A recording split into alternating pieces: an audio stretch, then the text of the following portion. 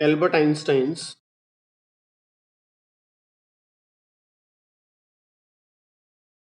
explanation of photoelectric effect.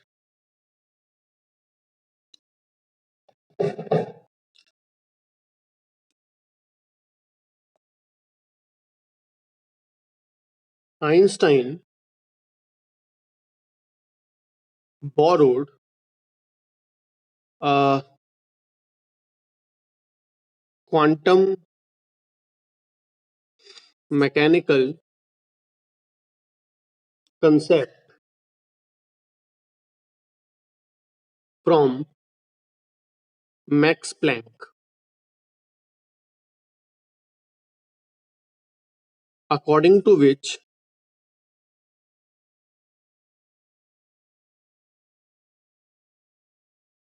light is made up of wave bundles called photons,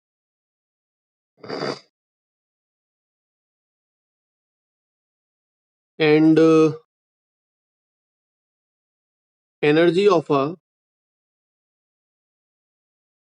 photon is quantized, that is E is equal to hf, where f is frequency, h is Planck's constant.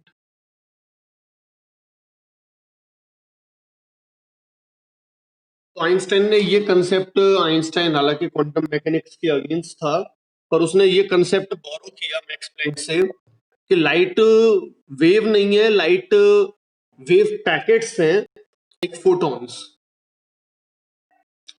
तो इसको हम इस तरीके से explain कर सकते हैं photon को कि सपोज से अगर मैं लाइट को एक वेव की तरह अज्यूम करूं, but not as a strict wave,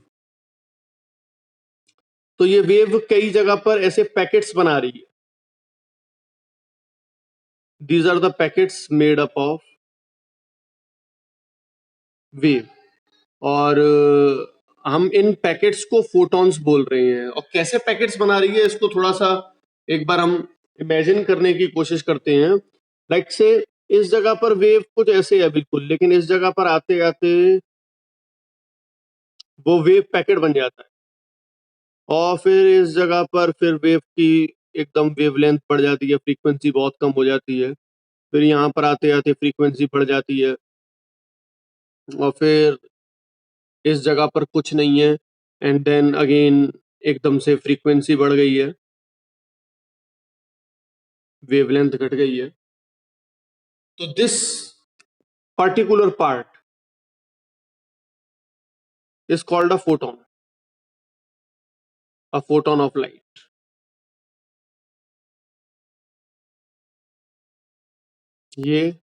ये तो ऐसा लग रहा है, हालांकि है तो वेव, एक कंटिन्यूअस वेव गिर रही है, और स्टिल वो पैकेट्स में गिर रही है। So these packets are called photons.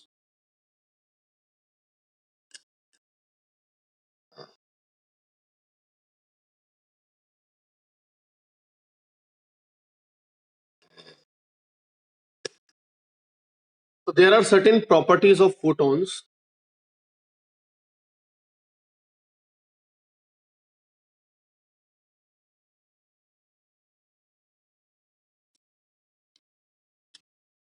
जिसमें number 1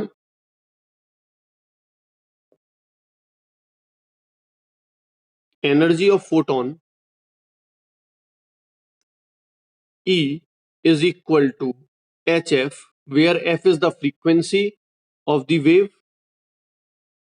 f is the frequency जिस लाइट की हम बात कर रहे हैं, and h is Planck's constant, मतलब मिनिमम फोटोन एनर्जी h हो सकती है, h से कम नहीं हो सकती है, और h के क्वांटाइजेशन में चलेगी।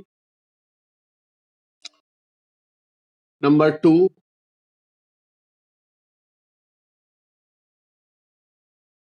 photon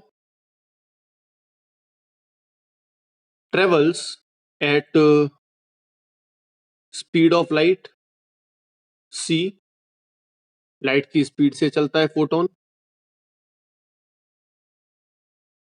Number 3, photon has no rest mass, rest या फिर इनर्शियल मास. मतलब फोटोन को अगर हम रोक दें, वो जब तक लाइट की स्पीड से चल रहा है तभी तक उसमें मास है. So it has only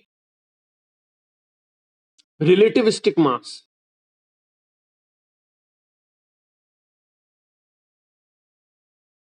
Newtonian mass नहीं है. न्यूटन के हिसाब से मास क्या है? फोर्स लगाओ जिसमें एक्सेलरेशन प्रोड्यूस हो, वो मास है. अगर वो बॉडी मूव नहीं कर रही तब भी मास मौजूद है.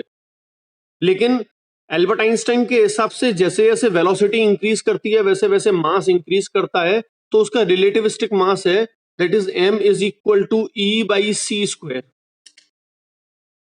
ये रिलेटिविस्टिक मास है. और जैसे ही स्पीड हम उसकी कम कर देंगे, if speed of photon is 0, तो मास गायब हो जाएगा, मतलब photon will disappear. So photon has no rest mass, या फिर हम इसको दूसरी तरीके से ये कह सकते हैं, फोटोन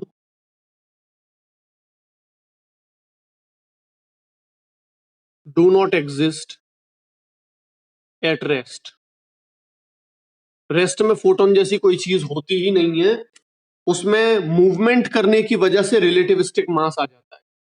जब वो चलता है तब आइंस्टाइन की रिलेटिविस्टिक थ्योरी के हिसाब से E is equal to mc square के हिसाब से उसमें मास आ जाता है, वैसे मास होता नहीं. Number 4, momentum of photon. अब ये बात इंपॉर्टेंट है, मूवमेंट की बात कर रहे हैं हम, मोमेंटम. तो जब भी चेंज इन मोमेंटम होता है तब फोर्स होती है. मतलब लाइट जब किसी मिरर पे या किसी चीज पे गिरती है, तो अगर फोटोन मोमेंटम कैरी कर रहा है, तो जैसे ही वो फोटोन मिरर से टकराएगा तो कुछ फोर्स ट्रांसफर होगी, मतलब मिरर के ऊपर एक पुश लगेगी. तो फोटोन में मोमेंटम है, दैट p मोमेंटम हो जाएगा mass of the photon into speed, और मास हमने ले लिया E by C square into C, that is equal to E by C. तो फोटोन का momentum p is equal to energy of the photon divided by the speed.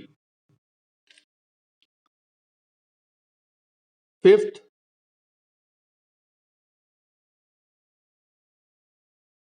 Photon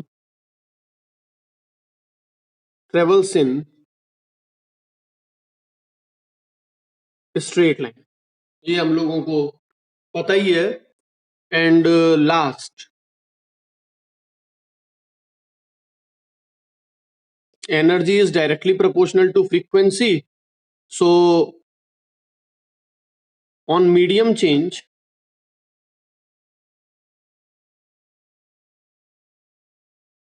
energy is constant. तो जब photon एक medium से दूसरे medium में जाता है, तो क्योंकि फ्रीक्वेंसी चेंज नहीं होती और एनर्जी इसकी फ्रीक्वेंसी के डिपेंडेंट है, इसलिए जब फोटोन एक मीडियम से दूसरे मीडियम में जाता है तो उसकी एनर्जी में कोई चेंज नहीं आता है. So these are the important properties regarding photon. और इस कंसेप्ट को E is equal to H F, this is the most important concept over here. E is equal to H F, इस concept को use करके Einstein ने photoelectric effect को explain किया. And the explanation starts like this.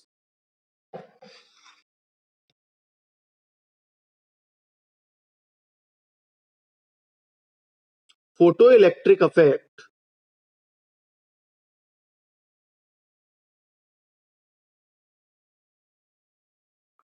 is one to one phenomena. ये सबसे important बात है।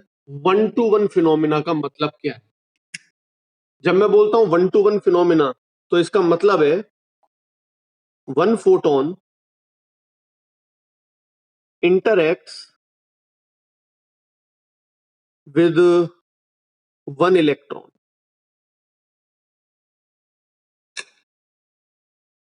एक फोटोन एक इलेक्ट्रॉन के साथ इंटरेक्ट करेगा, and that is why it is a 1-to-1 phenomena. जब ये 1-to-1 फिनोमिना है तो हम क्या बोल सकते हैं? If a photon of energy E is equal to hf falls on a metal surface,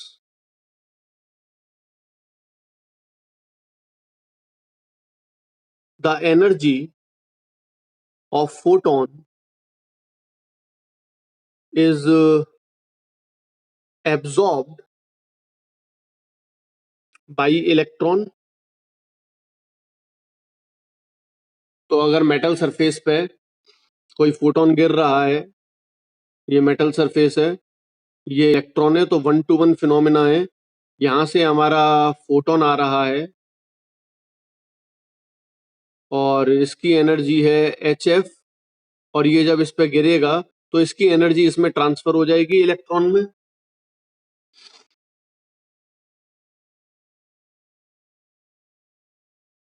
part of the energy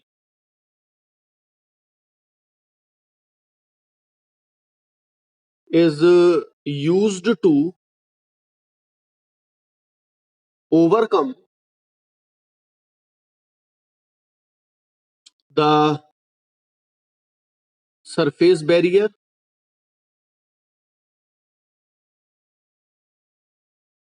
This energy is called work function, और डिनोट करते हैं phi से, that will be equal to h f naught, where f naught is threshold frequency।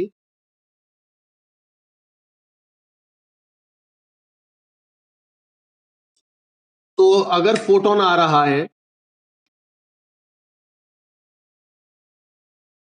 और photon एक electron के साथ interact करता है, तो पहले तो ये इलेक्ट्रॉन ए पॉइंट से लेके बी पॉइंट तक पहुंचेगा, जस्ट इसके मेटल के सरफेस के बाहर, यहां तक आया। तो फोटोन को यहां से यहां तक आने में, बी पॉइंट तक आने में कुछ एनर्जी चाहिए, और वो एनर्जी हो गई work function, that is H F not. तो जो टोटल एनर्जी आई, टोटल एनर्जी कितनी आई? H F. उसमें से एच एफ नॉट यूज हो गई सिर्फ मेटल के सरफेस बैरियर को कवर करने में, तो ये इलेक्ट्रॉन इस जगह से यहां आ गया।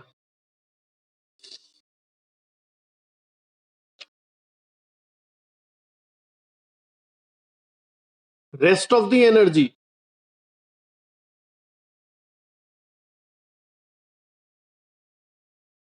is used to provide kinetic energy to photon।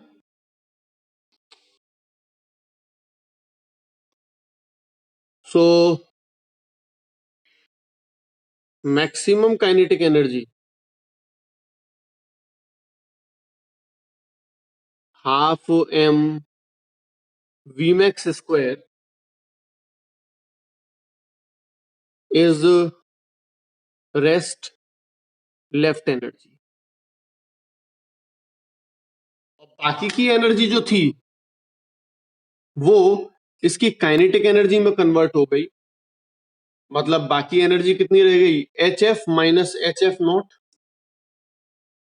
और वो काइनेटिक एनर्जी में कन्वर्ट हो जाएगी, that is half M V max square.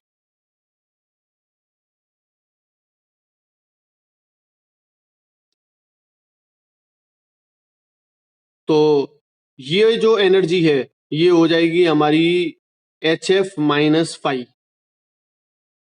तो टोटल एनर्जी में से वर्क फंक्शन की एनर्जी माइनस कर दूं तो बाकी की एनर्जी काइनेटिक एनर्जी में कन्वर्ट हो गई।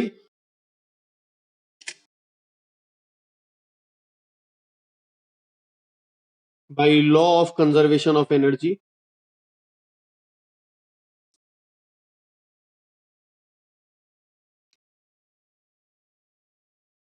HF is equal to 5 plus half m Vmax square. That implies HF is equal to HF naught plus half m Vmax square, and that implies half m Vmax square would be equal to H F minus F naught। और ये जो equation है इसको हम Einstein's photo electric equation बोलते हैं।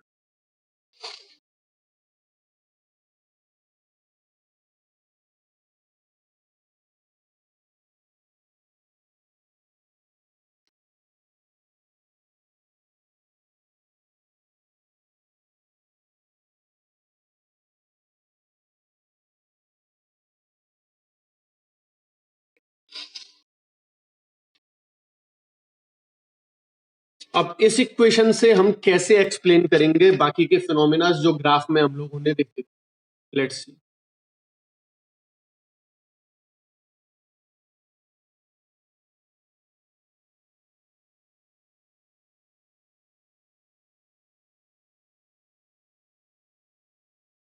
Laws of emission from photoelectric equation. Photoelectric equation से laws of emission हम डिस्कस करेंगे कैसे आए। तो फोटो इलेक्ट्रिक इक्वेशन हमारी क्या है? Photoelectric equation is half M V max square is equal to H F minus F naught. ये हमारी फोटो इलेक्ट्रिक इक्वेशन है। Number one, if frequency is less than the threshold frequency, then half m Vmax square is negative। ये अगर कम ये ज्यादा तो ये value minus में आएगी, तो it should come out to be negative.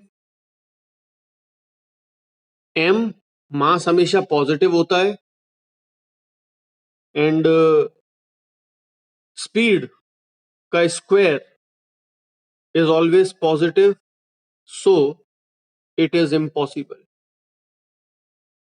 ऐसा हो ही नहीं सकता कि काइनेटिक एनर्जी नेगेटिव हो। Therefore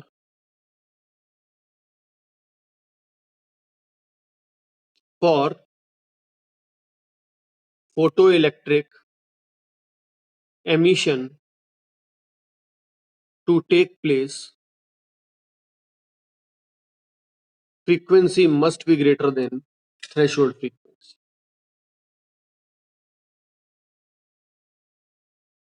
less than or equal to at least बोल सकते हैं, तभी हो। So that explains the existence of threshold frequency। क्यों एक पर्टिकुलर फ्रीक्वेंसी के नीचे हमको फोटो इलेक्ट्रिक एमिशन नहीं मिल रहा था, and wave theory was unable to explain this. Wave theory हमको नहीं बता पा रही थी कि ऐसा क्यों हो रहा है। वो एनर्जी इंटेंसिटी पे डिपेंडेंट कर रही थी और यहाँ पर एनर्जी फ्रीक्वेंसी पे डिपेंडेंट हो गई।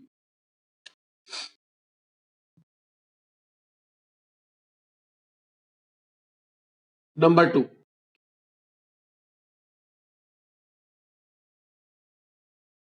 सिंस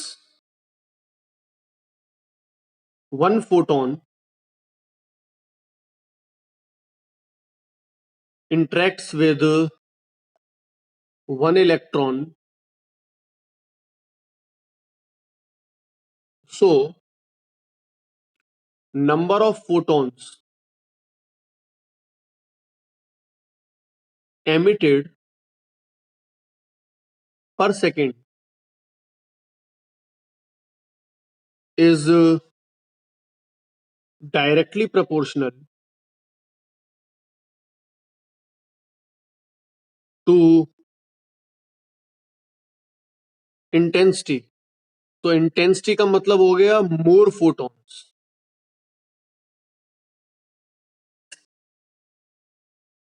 और जितने ज्यादा फोटोन होंगे उतने ज्यादा इलेक्ट्रॉन के साथ में वो इंटरेक्ट करेंगे और उतने ज्यादा इलेक्ट्रॉन एमिट होंगे, और जितने ज्यादा इलेक्ट्रॉन एमिट होंगे उतने ही ज्यादा फोटो इलेक्ट्रिक करंट मिलेगा, and that is why intensity के डायरेक्टली प्रोपोर्शनल आ रहा था हमारा photoelectric current. So that explain the second part. हालांकि ये पार्ट वेव थ्योरी से भी एक्सप्लेन हो रहा था, पर स्टिल हमको इससे भी इसको एक्सप्लेन करना ही पड़ेगा.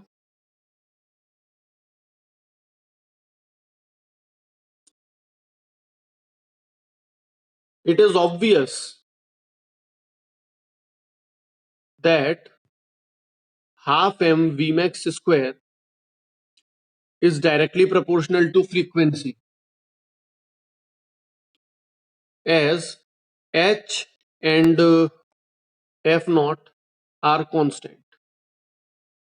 थ्रेशोल्ड फ्रीक्वेंसी पर्टिकुलर मटेरियल के लिए कांस्टेंट है और h कांस्टेंट है, तो kinetic energy is directly proportional to the frequency. This shows that kinetic energy of the photoelectron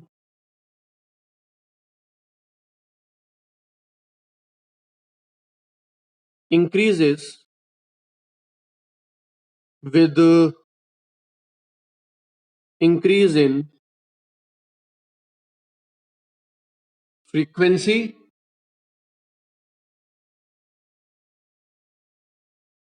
hence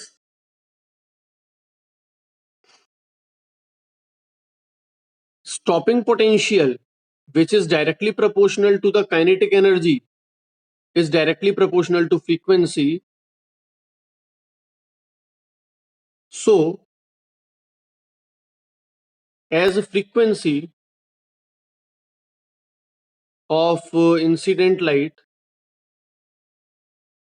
increases, stopping potential increases. ये पार्ट भी हमारा वेव थ्योरी से एक्सप्लेन नहीं कर पा रहे थे हम. स्टॉपिंग पोटेंशियल काइनेटिक एनर्जी के डायरेक्टली प्रोपोर्शनल है और काइनेटिक एनर्जी फ्रीक्वेंसी के डायरेक्टली प्रोपोर्शनल है, और इसीलिए दो अलग अलग फ्रीक्वेंसी की लाइट हमें अलग अलग ग्राफ शो कर रही थी. एक ही इंटेंसिटी थी पर ज्यादा फ्रीक्वेंसी वाली लाइट का स्टॉपिंग पोटेंशियल ज्यादा आ रहा था और कम फ्रीक्वेंसी वाली लाइट का स्टॉपिंग पोटेंशियल कम आ रहा था. तो ये चीज भी क्लियरली एक्सप्लेनेबल है. दूसरा, इंटेंसिटी का नंबर ऑफ फोटोन से लेना देना है, एनर्जी से लेना देना नहीं है, इसलिए kinetic energy is not a function of intensity. ये भी बात क्लियर हो रही है हमारी. Fourth,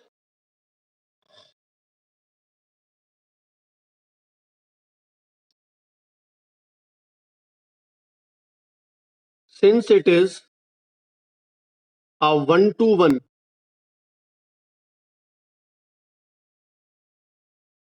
interaction, so there is no time lag, hence process is instantaneous.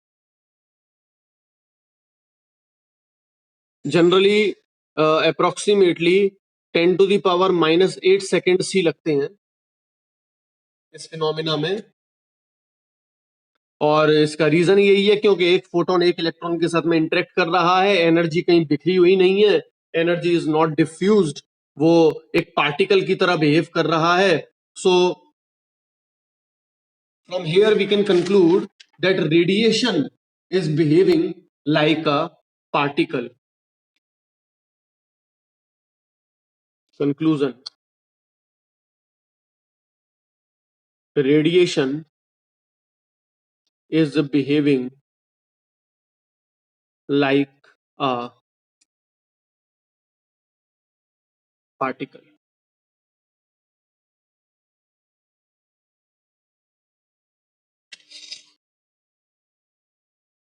Clear है सब लोगों को यहां तक?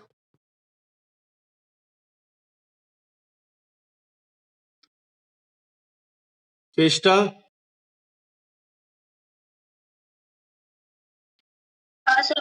दिव्या?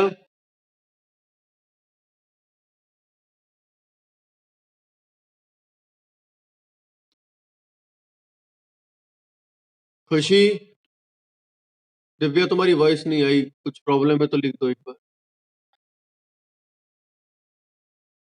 खुशी?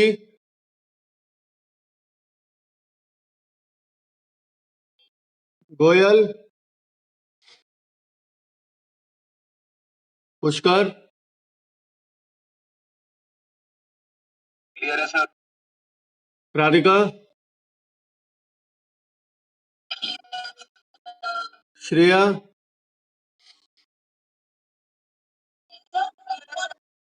बाकी सब तो बेटा दिवाली मना रहे हो।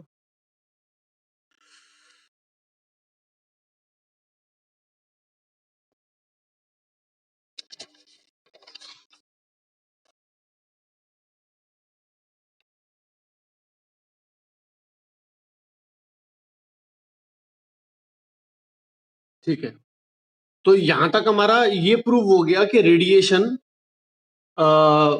पार्टिकल की तरह बिहेव कर रही है, इसलिए हम बोल रहे हैं डुअल नेचर ऑफ रेडिएशन। लेकिन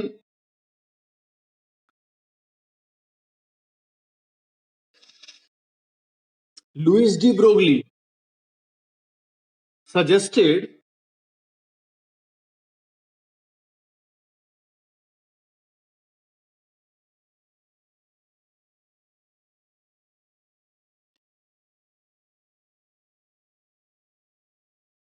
suggested that nature loves symmetry,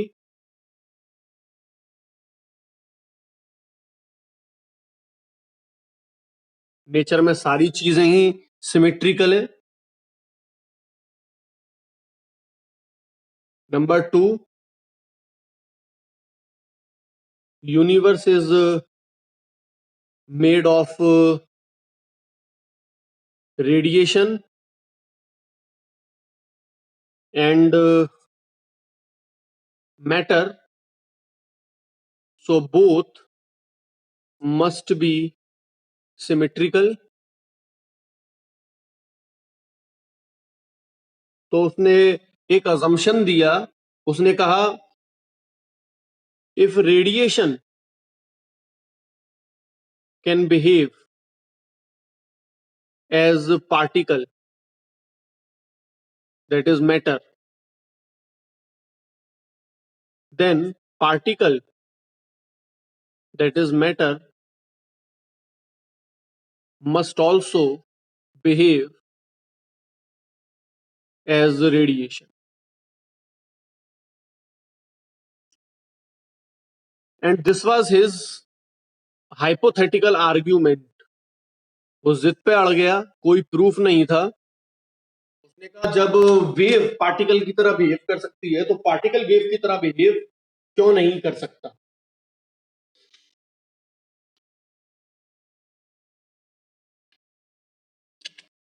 know experiment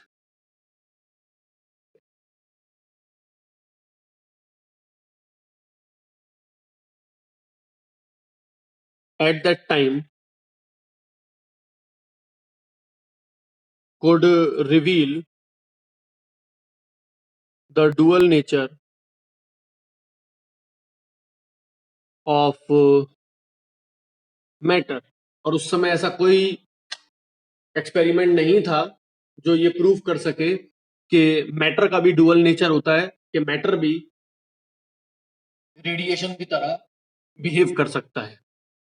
तो अकॉर्डिंग टू डी ब्रोगली, उसने अपनी डी ब्रोगली वेव का फिनोमेना बताया।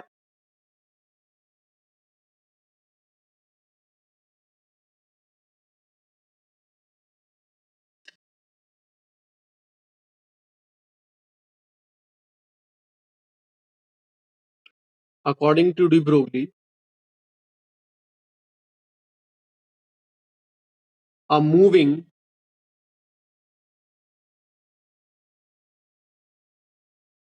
material particle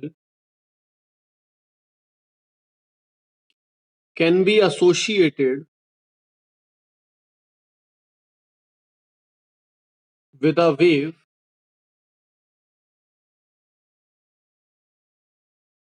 called de Broglie wave, which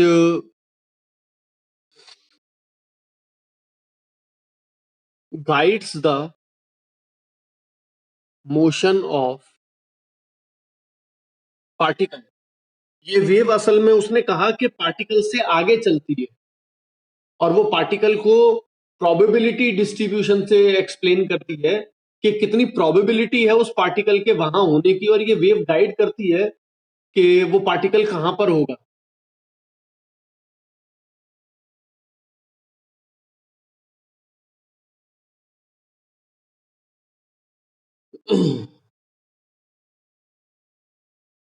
it was a probability wave. ये probability wave के बारे में तुम लोगों ने केमिस्ट्री में थोड़ा बहुत पढ़ा होगा. जब हम इलेक्ट्रॉन की प्रोबेबिलिटी किसी ऑर्बिटल में डिटरमाइन करने की कोशिश करते हैं तो वहां पर probability of finding the electron at a particular place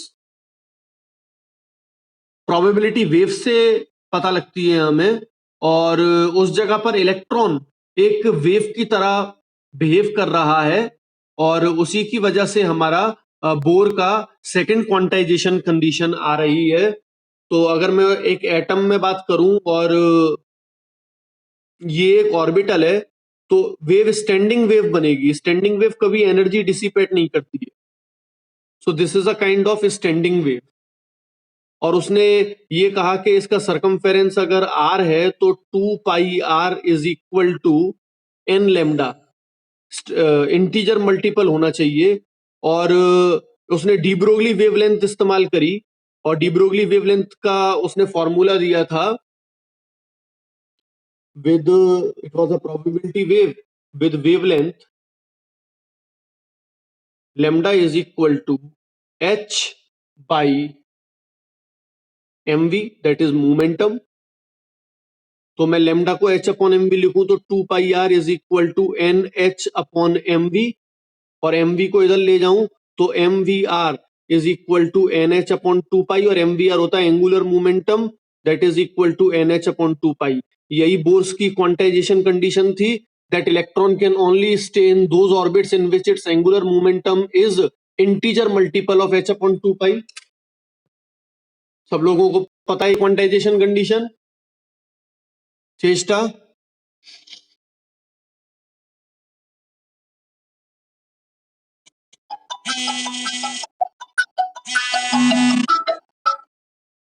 चेष्टा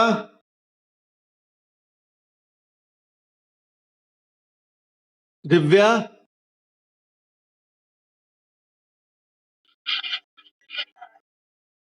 हाँ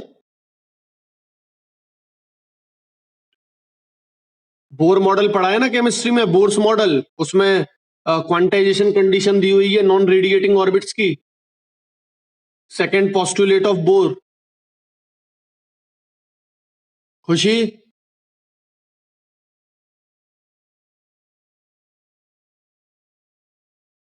गोयल एक बार देख लेना.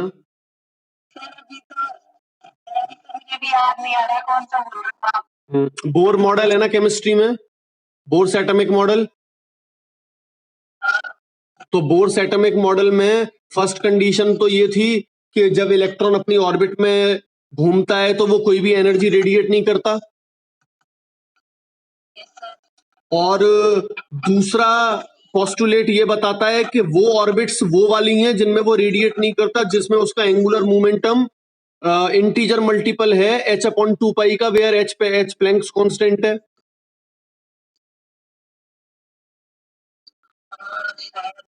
देख लेना एक बार। पुष्कर, नहीं है ध्यान तुम्हें भी? हाँ, तो असल में ये जो हो रहा है ना, ये लैम्डा जो है, यहाँ पर ये डी ब्रोगली वेव है, वो इलेक्ट्रॉन वेव की तरह बिहेव कर रहा है। और वो वेव कैसी है, अगर एन लैम्डा कर दूं तो स्टैंडिंग वेव बन जाएगी, वो वेव अपने ऊपर ही सुपर इम्पोज हो गई। और 11th क्लास का कंसेप्ट है कि स्टैंडिंग वेव कभी भी एनर्जी रेडिएट नहीं करती है।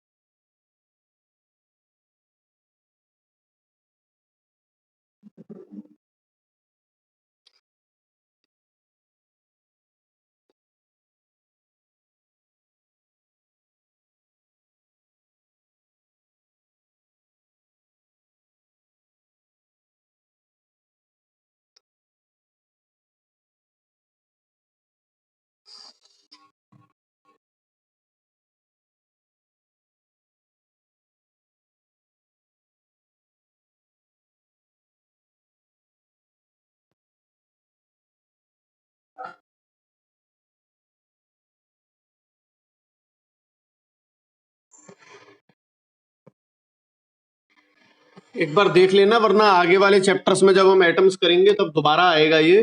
लेकिन ये इस फॉर्मूले तक कैसे पहुंचा डी ब्रोगली? तो डी ब्रोगली ने क्या कहा,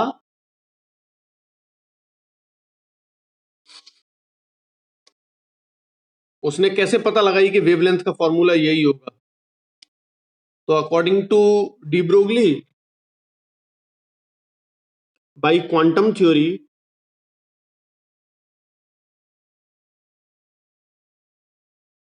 क्वांटम थ्योरी के हिसाब से हमारा फॉर्मूला क्या है एनर्जी का? E is equal to H F, Max Planck ने कहा। और फ्रीक्वेंसी को मैं सी बाई लेमडा लिख सकता हूं, तो एच सी बाई लेमडा लिख सकते हैं हम इसको।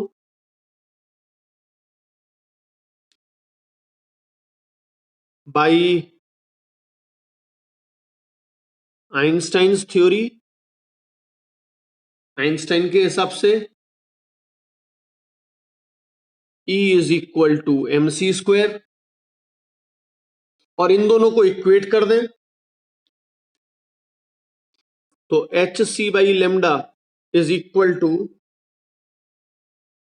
एच सी बाई लेमडा को मैं इक्वल टू कर देता हूं एम सी स्क्वायर के। एनर्जी है दोनों, एक सी से सी कैंसिल हो जाएगा, तो हमको क्या मिलेगा? That employees H by lambda is equal to mc, and that implies lambda is equal to h upon mc, and that is equal to h by p, where p is the momentum of photon.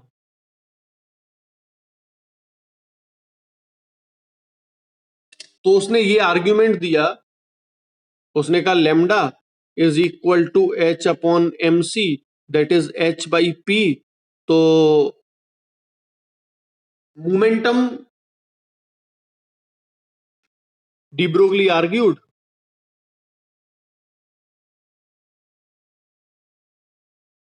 that a matter particle having mass m, velocity v, also has momentum, that is p is equal to mv.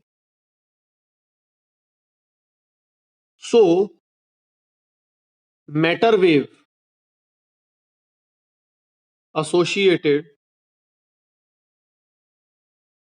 with this particle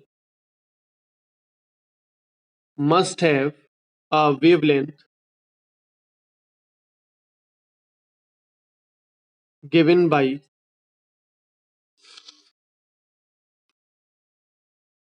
lambda is equal to h by p, that is h by mv. और ये हमारी de Broglie wavelength आ गई. तो अगर m मास का particle v velocity से चल रहा है तो उसका वेवलेंथ एसोसिएटेड है, that is lambda is equal to h upon mv. तो यहां पर एक चीज नोट करनी है हमें.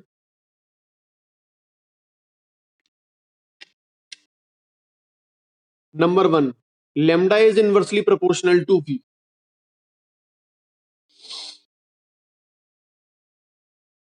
If v is equal to 0, then lambda is equal to infinite. Such a wave cannot be visualized. तो सिर्फ हमको डी ब्रोगली वेव्थ रियल लाइफ में इसलिए नहीं मिल रही है क्योंकि v की वैल्यू काफी कम है,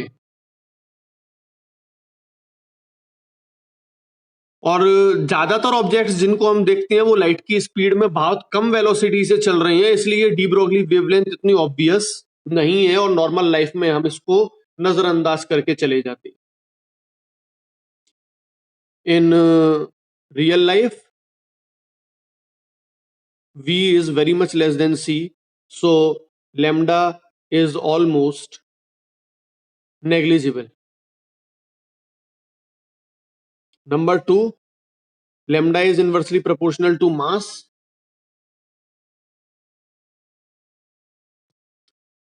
Heavier masses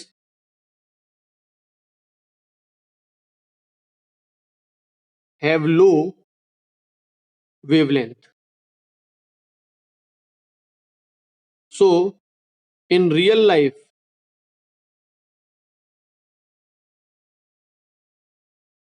heavier masses moving with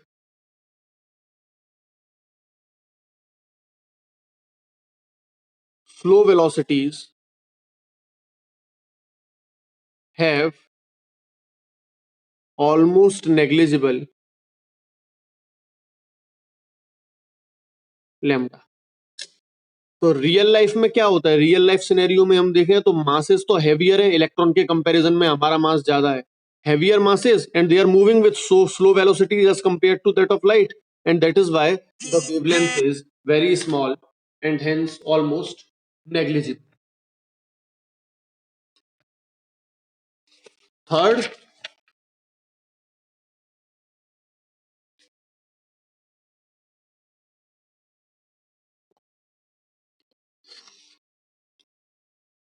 de Broglie wave is charge independent. Charge पे डिपेंड नहीं कर रही है, मास पे डिपेंड कर रही है. Fourth, de Broglie wave can travel in vacuum.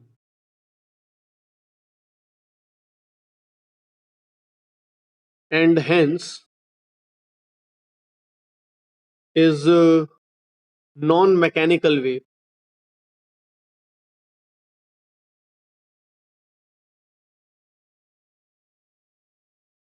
Number 5,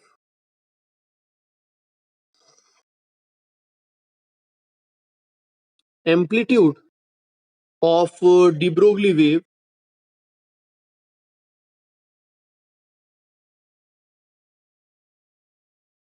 is directly proportional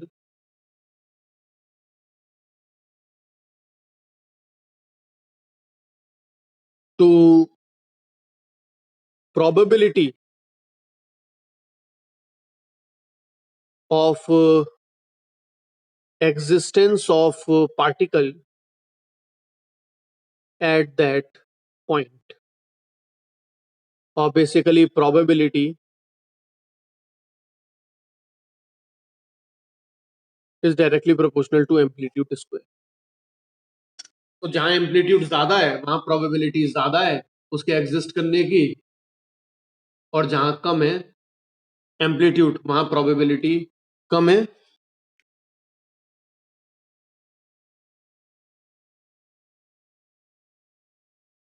Later on, Davison-Germer experiment confirmed the existence of de Broglie matter waves, and hence both radiation and matter have dual nature. अब ये deviation Germer experiment इस बार हमारे syllabus से हटा दिया गया है, इसलिए बस थोड़ा बहुत गो थ्रू कर लेना अगर करो तो, बाकी इसकी जरूरत नहीं है. और दैट कंप्लीट्स आवर चैप्टर.